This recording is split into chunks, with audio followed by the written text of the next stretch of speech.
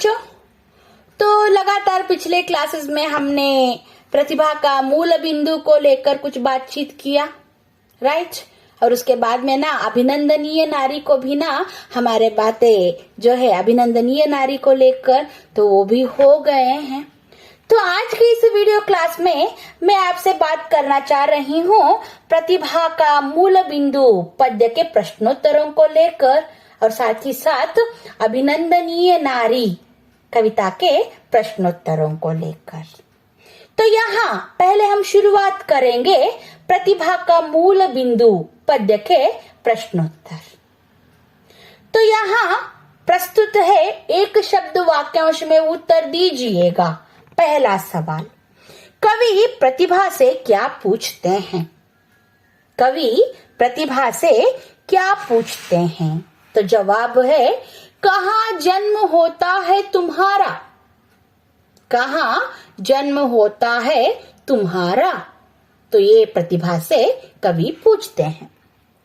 अगला सवाल, कवि ने दिवा स्वप्न की रानी किसे कहा है? दिवा स्वप्न यानी कि मन की कल्पना। दिवा स्वप्न की रानी किसे कहा है कवि ने? तो जवाब है प्रतिभा को। प्रतिभा को। अगला सवाल, शिल्पी ने किसकी ओर संकेत किया है? मिट्टी की लोंद के ओर।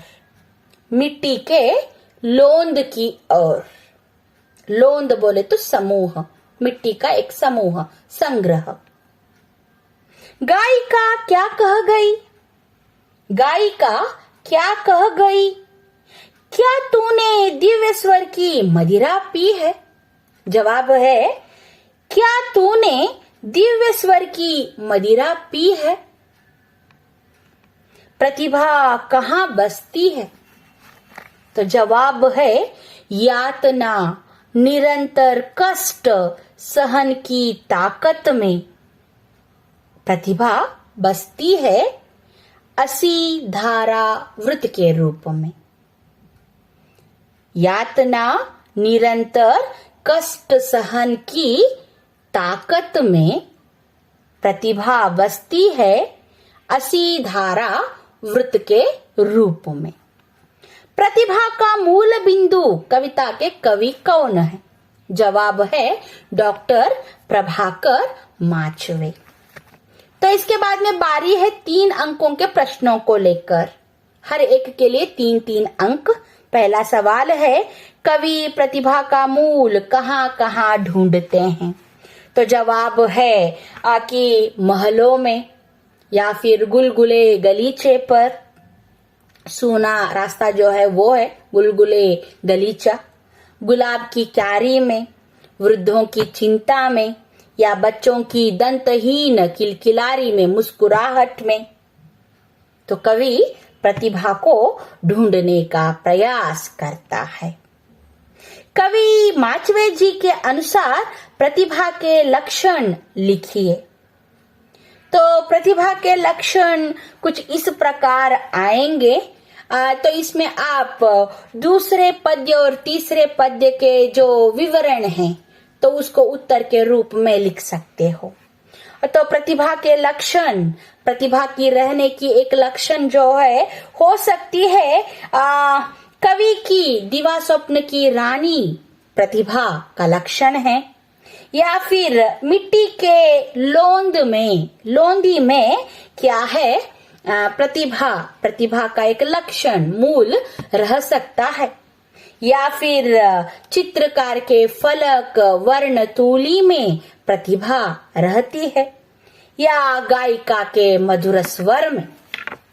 तो हो सकता है कल्पना के रूप में प्रतिभा का लक्षण होगी, या तितली रानी के रूप में, परी के रूप में प्रतिभा का लक्षण हो सकता है, या संध्या भाषा के रूप में, तंत्र की भाषा के रूप में प्रतिभा होगी, या सिद्धांतों के एक धुआं के रूप में प्रतिभा रह सकती है, या अनुभूति के अनुभवों के रसायन के रूप में प्रतिभा अपने लक्षणों को लेकर रह सकती है, राइट। या जीवन के एक सुंदर चंचल मछली के रूप में प्रतिभा का रहने का एक लक्षण हो सकता है। तो प्रतिभा का मूल बिंदु का जो आशय है संक्षिप्त में लिखिएगा। तो यहाँ पर उदाहरण जो है, यहाँ मूल उद्देश्य, तो इन सभी पद्यों को लेकर आप लिखोगे और साथ ही साथ अंत में कवि के सभी सवालों के बाद अंत में जो जवाब देती है प्रतिभा अपने मूल को लेकर, अपने जन्म स्थान को लेकर, वो कहती है जो इंसान, जो मनुष्य निरंतर यातना को झेलता है और उसे झेलकर ताकत से संघर्ष निरत जीवन को आगे बढ़ाता है, तो उस जीवन में, यानी कि उस मनुष्य के जीवन में मैं रहती हूँ प्रतिज्ञा के रूप में, असीधारा वृत्त के रूप में। तो ये जो है 3 अंकों के सवालों को लेकर, तो ठीक है। तो इसके बाद में ना बारी है, तो ये रहे कुछ सवाल जवाब 1 अंकों के लिए, 3 अंकों के लिए प्रतिभा के मूल बिंदु को लेकर। तो इसके बाद में ना बारी आती है, ऑलरेडी हमने पिछले क्लास में जो अभिनंदनीय नारी जयंती प्रसाद नौटियाल, डॉक्टर जयंती प्रसाद नौटियाल जी द्वारा लिखित जो अभिनंदनीय नारी है, तो उस पद्य को लेकर बातें हमारे हो गए हैं प्रीवियस वीडियो क्लास में, पिछले वीडियो क्लास में। तो आज उस अभिनंदनीय नारी के जुड़े हुए सवाल जवाबों को लेकर आपसे मैं बात करना चाह रही हूँ, ठीक है। तो चलो, तो पहला सवाल जो है 1 शब्द वाक्यांश में उत्तर दीजिएगा। तो उसमें पहला सवाल कुछ इस प्रकार, नारी किसके समान सहनशील होती है? तो जवाब है धरा, धरती, धरा। नारी बचपन में किसके मन में हिलोरे उठाती है? हिलोर का मतलब है तरंग, वेव, राइट। अले, अगर कन्नड़ में कहते हैं तो अले, वेव्स, राइट। तो किनके मन में वो हिलोर उठाती है? तो जवाब है माता पिता, राइट। अगला सवाल, नारी ने इस धरती को धन्य कैसे किया है? तो नारी ने इस धरती को धन्य कैसे किया है? तो इसके लिए जवाब है अपने क्षमा, करुणा और स्नेह, सेवा से। करुणा, क्षमा, स्नेह और सेवा से, चारों शब्द जो है बहुत ही महत्वपूर्ण है बच्चों। क्षमा, करुणा, स्नेह और सेवा से धरती को धन्य किया है नारी ने। स्वार्थ संसार क्या याद नहीं रखता? तो स्वार्थ संसार किसी के उपकार को याद नहीं रखता। उपकार यानी के कृतज्ञता, सहानुभूति, सहाय, राइट, हेल्प। उपकार को स्वार्थ संसार याद नहीं रखता है। आगे, नारी अबला नहीं बल्कि क्या है? नारी अबला नहीं बल्कि रणचंडी, रणचंडी है नारी, यस। और जिस घर में नारी का सम्मान हो वह क्या होता है? आनंद का आगार। जवाब है आनंद का आगार। आनंद यानी कि खुशी, संतोष, आगार यानी कि स्वर्ग, हेवन, राइट। खुशी से भरा हुआ स्वर्ग आनंद का आगार होता है। तो ये रहे 1 मार्क के 1 शब्द वाक्यांश में उत्तर देना। तो आगे बारी है दीर्घ प्रश्नों की, हर एक के लिए 3-3 अंक। उसमें पहला सवाल है, नारी के विभिन्न गुणों का परिचय दीजिए। तो इसके लिए आप पहला जो पद्य है, जो हमने बातें की है कि धरा पर मृदुल रसधार की तरह, उसका भावार्थ आप लिखोगे। और साथ ही साथ बचपन में चहक चिरैया, हो सके तो दोनों को मिक्स करके, राइट। तो while writing the answers, you can refer now whatever discussion is done in the video class of अभिनंदनीय नारी। अभिनंदनीय नारी के जो वीडियो क्लास है तो उसको उत्तर लिखते वक्त सुनकर आप क्या है उत्तर लिखने का एक प्रयास कर सकते हो बच्चों, ठीक है। अदरवाइज ना यू कैन रेफर, नहीं फिर भी संतुष्टि नहीं है तो हम केसेव सॉल्यूशंस को रेफर करना चाहते हैं मैडम, तो गो अहेड, राइट। केसेव सॉल्यूशंस जो हैं तो उसमें भी बहुत ही सुंदर ढंग से उत्तर किस तरीके से लिखे तो उसको दिया है, तो उसको भी आप रेफर कर सकते हो, राइट। आगे, नारी के बचपन का चित्रण कीजिएगा, तो इसके लिए दूसरा जो है, बचपन में चहक चिरैया सी तुम इठलाती हो, राइट। तो उसका भावार्थ, राइट, माता पिता के मन में आनंद हिलोर उठा देती हो, चलती हो ठुमक ठुमक पायलिया बजती है तुम्हारे, और तुलसी बिरवा के जैसे न्यारी हो प्यारी हो, और मायके में, राइट, माँ के घर में आंगन में, बाबुल मायका, राइट, माँ का जो घर है वो बाबुल कहलाती है या फिर मायका कहलाती है, राइट, यस। आगे, नारी के शक्ति रूपों का वर्णन कीजिए। चौथा जो पद्य है, नारी अबला नहीं बल्कि रणचंडी का रूप है, तो उसका विवरण, राइट, यस। और विनाशकारी को नाश करने वाली, हाँ, और कभी अंत न होने वाले उस विनाश को अंत करने वाली दुर्गा है, राइट। और शक्ति है, शिवानी है, पार्वती की रूप है, कात्यायनी है, और राक्षसों के खून शोणित को पीने वाली काली माँ है। शक्ति के रूप है ये नारी के। नारी किस प्रकार से सृष्टि का श्रृंगार है, इसके लिए लास्ट 5th वन जो पैराग्राफ है, पद्य है, उसका भावार्थ आप उत्तर के रूप में लिखोगे।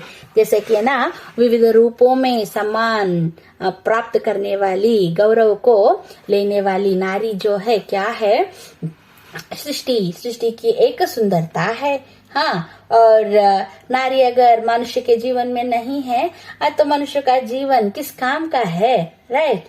और जिस घर में नारी का एक सम्मान गौरव होता है वो स्वर्ग जैसा है घर, खुशी से भरा हुआ स्वर्ग है। और अगर नारी ही नहीं है तो मानव जीवन जो है बेकार है, तो वो लिखोगे, राइट। अगला सवाल जो है संदर्भ भाव स्पष्टीकरण, तो यहाँ पर 2 पद्यों को दिया गया है, हर एक के लिए संदर्भ भाव स्पष्टीकरण के लिए 4-4 अंक रहते हैं। तो एक दिया गया है, इस धरा पर मृदुल रसधार सी तुम सुख का सार हो नारी। जो अभी हमने वीडियो क्लास में बातें किए हैं, तो भावार्थ लिखने के लिए तो उस वीडियो को सुनकर आप उत्तर लिखने के लिए आगे बढ़ सकते हो, राइट। और एक पद्य यहाँ पर दिया है, नारी अबला नहीं बल्कि यह नारी रणचंडी भी है, राइट। इसका भी विवरण संक्षिप्त रूप में हमने वहां पर बातचीत कर लिया है बच्चों। तो मैं आशा करती हूँ ये जो क्वेश्चन आंसर्स और ये जो बहुत सारे वीडियोस जो हिंदी डिपार्टमेंट के तरफ से जीएम सर के तरफ से और मेरे तरफ से जो आ गए हैं साहित्य वैभव के जुड़े हुए, तो इन सभी को सुनकर आप लोग क्या करेंगे, असाइनमेंट अगर मिलता है तो असाइनमेंट में पूछे गए सभी प्रश्नोत्तरों को, हाँ, लिखकर आप तैयार करोगे, राइट। तो बच्चों, अभी पेंडेमिक चल रहा है, क्या करे, तो हालात ही ऐसा आ गया है, लेकिन हम डरने वाले नहीं हैं, हाँ। जो हमको डराता है उसको दुगना डरा कर हम क्या करेंगे, जो शत्रु है, हाँ, अभी जो शत्रु बनकर, हमारा दुश्मन बनकर, एनिमी बनकर ये जो कोरोना आया है, तो इसको ना हम डटकर सामना कर रहे हैं। लगातार 1.5 साल के ऊपर ही हो गए हैं, लेकिन फिर भी हमने हार नहीं माना है और कभी ना मानेंगे बच्चों, राइट।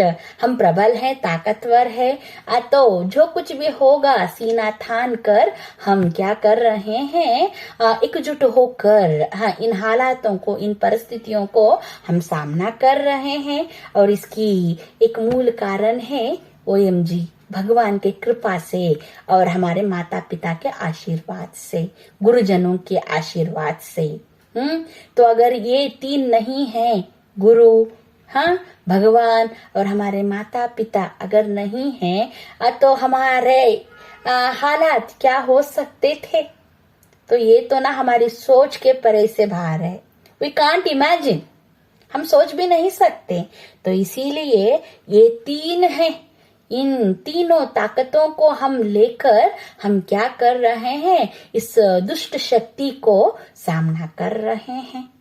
तो फिर भी बच्चों, तो क्या है, परिवार में सब लोग खुश रहिएगा और अपने स्वास्थ्य के साथ साथ क्या है, नियमों को पालन करते हुए, पढ़ाई के और ध्यान देते हुए आप आगे बढ़िएगा।